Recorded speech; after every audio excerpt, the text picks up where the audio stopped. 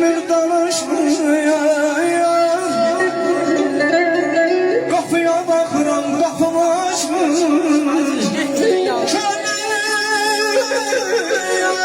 Ya sahrayı şöyle danışmır yemem.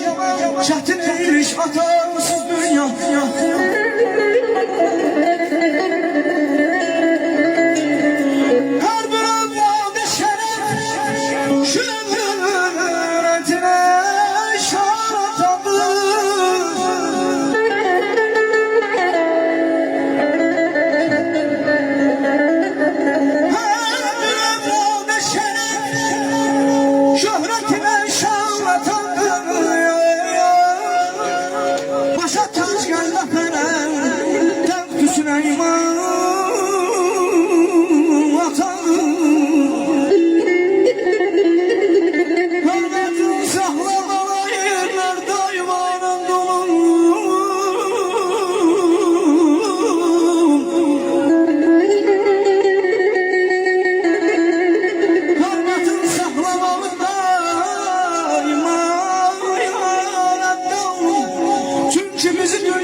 Nakşeden sağladadır.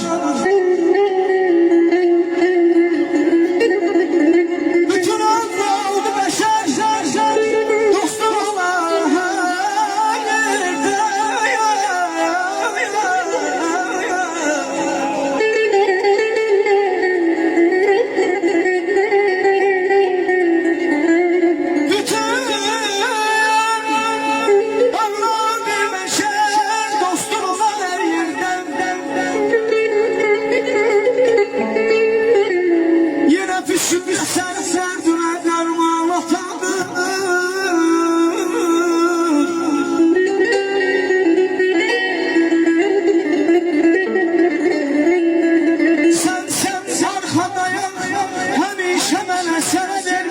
kıymeti kardeş.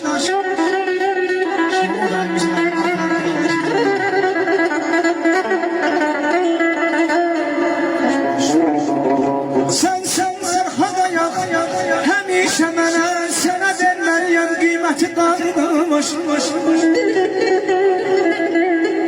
Bir ana gətirirdən gəldik dünyaya.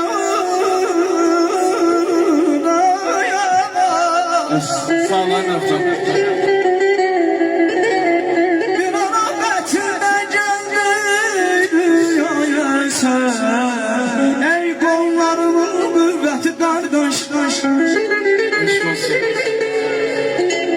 Sen olsan Raşmıda.